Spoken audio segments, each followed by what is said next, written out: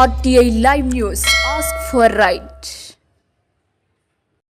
నాగర్ కర్నూలు జిల్లా ఆసుపత్రిలో మొలచింతలపల్లి తండా ఆదివాసీ మహిళలను ఎంపీ మల్లు రవి, ఎమ్మెల్యేలు వంశీకృష్ణ, రాజేష్ రెడ్డిలు పరామర్శించారు.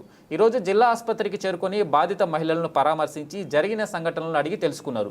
ఇలాంటి చర్యలు జరగడం చాలా బాధాకరమని ఆవేదన వ్యక్తం చేశారు. ఇలాంటి చర్యలు పునరాగం కాకుండా చట్టపరంగా చర్యలు తీసుకుంటామని హెచ్చరించారు. నిందితులు ఎవరైనా వాటిని విడిచిపెట్టమని చట్టపరంగా శిక్షించి తీరుతామని చెప్పారు. ప్రభుత్వం తరపున 4 లక్షల ఆర్థిక సహాయం అందించి ఆదుకుంటామని, బాధిత పిల్లలకు మెరుగైన విద్యను అందించే చర్యలు చేపడతాము అన్నారు. ఎన్నికల్లో గెలవాలంటూ వాళ్ళు మా ప్రభుత్వంపై బురద జల్లే ప్రయత్నం చేస్తున్నారని ధ్వజమెత్తారు. వారు ఎన్ని డ్రామాలు చేసినా ప్రజలు అన్నిటినీ గమనిస్తున్నారని తెలిపారు. 15 రోజుల క్రితం జరిగిన చెంచు మహిళపై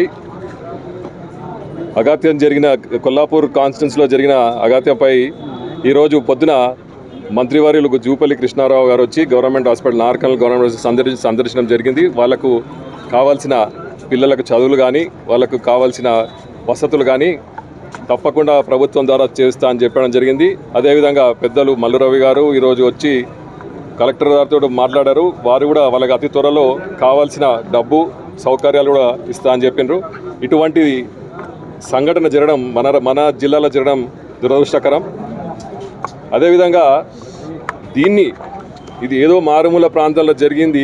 ఈరోజు ఈ టీఆర్ఎస్ నాయకులు అంటే బీఆర్ఎస్ నాయకులు వచ్చి ఏదో ప్రెస్ మీట్ పెట్టి వాళ్ళకు ఇక్కడ సంబంధం లేని వ్యక్తులు అక్కడెక్కడో హైదరాబాద్లో ఉన్న ఎమ్మెల్యేలు, మాజీ మంత్రులు, ఓడిపోయిన ఎమ్మెల్యేలు వచ్చి ఈరోజు ఇక్కడ ఏదో రాజకీయంలో ఉనికి చాటుకుందామని మళ్ళీ ఏదో వాళ్ళు ఉన్నట్టు పెద్దలు చెప్పినట్టు చేయాలనుకుని మా మీద ఏదో మన ముఖ్యమంత్రి గారి మీద, ఇక్కడ లోకల్ నాయకుల మీద బురద జల్లే విధంగా మాట్లాడడం జరిగింది. నేను ఆ వీడియో కూడా విన్నాను ఇంతకుముందే. ఏదో మన ప్రెస్ మిత్రులు కూడా ఏదో క్వశ్చన్ అడిగితే వాళ్ళ మీద కూడా సీరియస్ అవడం జరిగింది. కాబట్టి ఇది ఎవరికైనా జరగవచ్చు, ఇది రాజకీయంగా చూడకండి. మా ప్రభుత్వం పోలీసులైనా సరే, డాక్టర్లైనా సరే, నాయకులైనా సరే ప్రజల వద్దకు పాలన అనే నిదానంతో రావడం జరిగింది. కాబట్టి మేము అందరము ఎవరికి ఎటువంటి అఘాతం జరిగినా కూడా అక్కడ మేము ఉంటాం, తప్పకుండా వారికి సాయం చేస్తాం.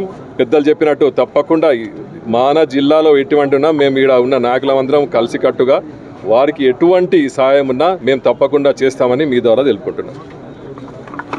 మొలచింతలపల్లి గ్రామానికి సంబంధించినటువంటి ఈశ్వరమ్మ అనే చెంచు మహిళ పైన కొంతమంది వ్యక్తులు, నోన్ పర్సన్సే కొంతమంది వ్యక్తులు డీజిల్ పోసి మరి అంటించడం జరిగింది. దీన్ని పూర్తిగా మేము ఖండిస్తూ ఉన్నాం.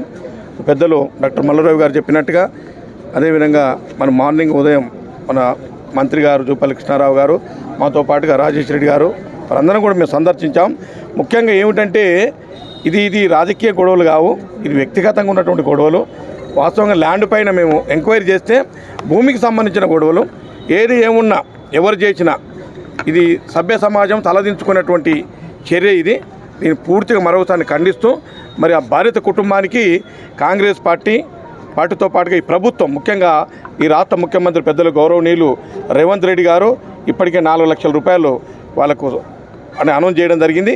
వాటితో పాటుగా ఉదయమే మంత్రివర్యులు జూపల్లి కృష్ణారావు గారు వాళ్ళ పిల్లలకు సంబంధించి ఎడ్యుకేషన్ కానీ, వాళ్ళకి ఇంకా ఫైనాన్షియల్గా ఏవైతే సమకూర్చాలో అవన్నీ కూడా సమకూర్చడం కోసం మంత్రి గారు, ఎంపీ గారు, అదేవిధంగా ముఖ్యమంత్రి గారు కూడా మరి చెప్పడం జరిగింది.